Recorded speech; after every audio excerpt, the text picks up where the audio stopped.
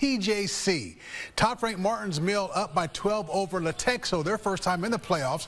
Crowd saw pretty good play. Jack Kinder, 3-ball, adding to their double-digit lead.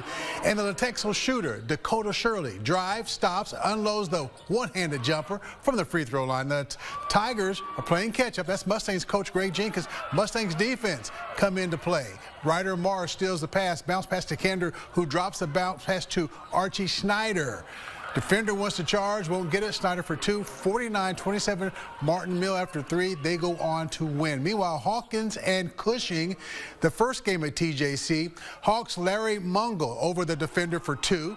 Hawks increased their lead. Bo Coleman, no relation, from Cushing. Can't handle the pass under the basket. Plays like me. Picked it by Eli Smith for the easy two and the and one. Cushing back on offense from long range in the corner. Carson Coates with the big three. And it's their first lead in the game, up by one. Smith, Eli Smith, down at the other end, pops a short jumper in front of the net. Cushing would keep it close late as Hawkins, they are now 30-2. They win 62-58.